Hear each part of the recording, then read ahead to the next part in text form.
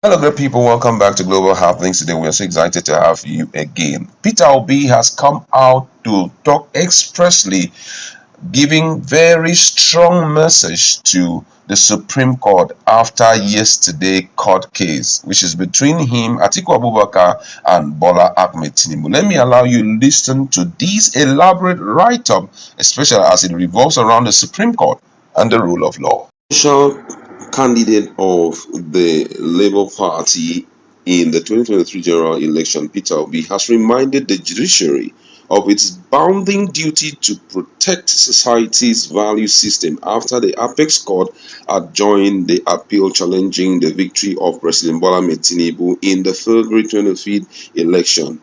It will be recalled that a seven-member panel of the Supreme Court led by John Okoro on Monday adjourned the appeal for judgment after taking the arguments of lawyers to the parties to the case.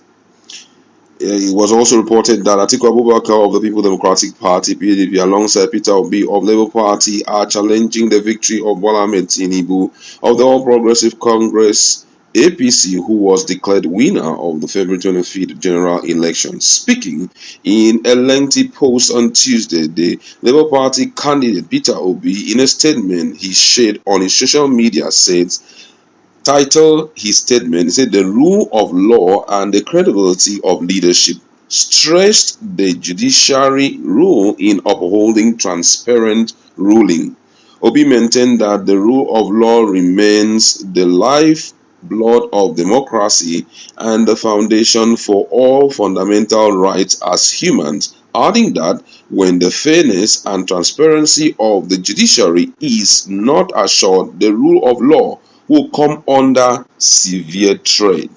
The statement read thus. It says, "Still on the identity crisis and the controversy that have continued to haunt the Nigerian citadel of power since February 23, 2023 presidential election, there is this saying, it is not titles that honor men, but men that honor titles.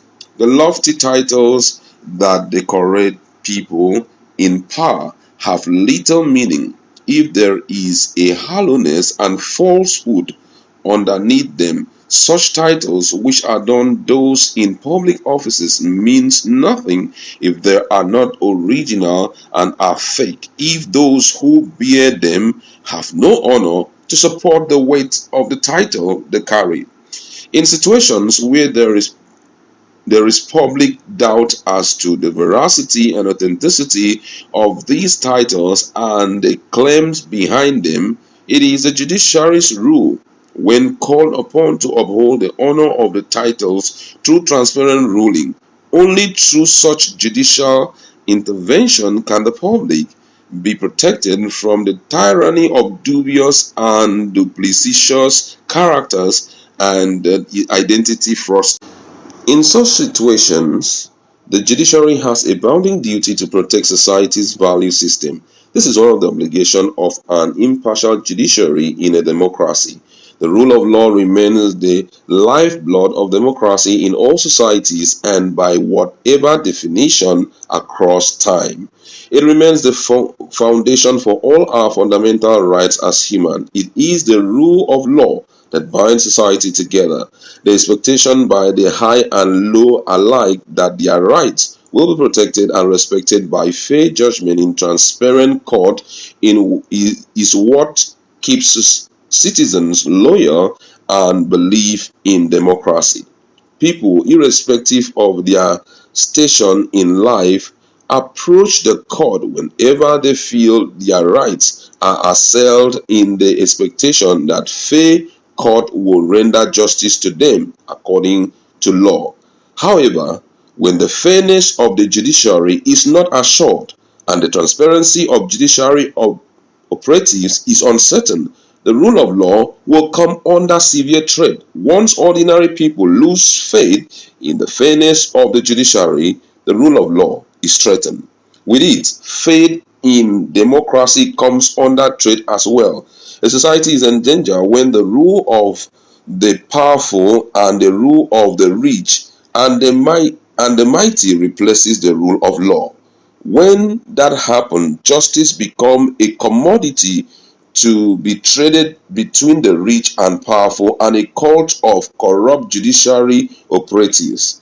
When a democracy is based on faulty justice, it opens society to apparent dangers. Governments become subject to impunity and casual violation of the right of ordinary citizens. The rich and the powerful can trample on the rights of the lowly, as there are no consequences for infractions or lawless acts. This can be the groundwork for a democracy to graduate into an autocracy. US President Joe Biden could not be more apt when he says, for any young democracy, the most difficult but important step is bearing the legacy of tyranny and establishing an economy and a government and institution that abides by the rule of law. Those were the words coming from Peter Obi, as everyone is in the wait for the judgment from Supreme Court. And I must say, this is really interesting.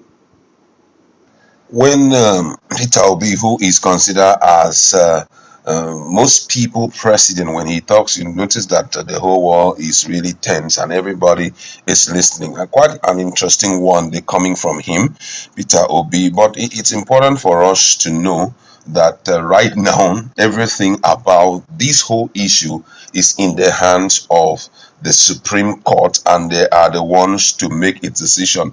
But one of the suggestions that most Nigerians are giving is that they should try, just like Peter Obi has said, they should try within their best to restore back the dignity of the rule of law. It has long been gone. Just like he said, these guys are just trading court, the law and everything about it between the rich and the powerful. They are just playing around with it, and this will make number one, the citizenry to lose faith in the law. And when they lose faith in the law, I am afraid that what we call jungle justice is what will always be happening. At one point or the other, when situations come up that the law should be the most important priority for the people, they will look down on it and go for what for them is the fairest way of handling such situation.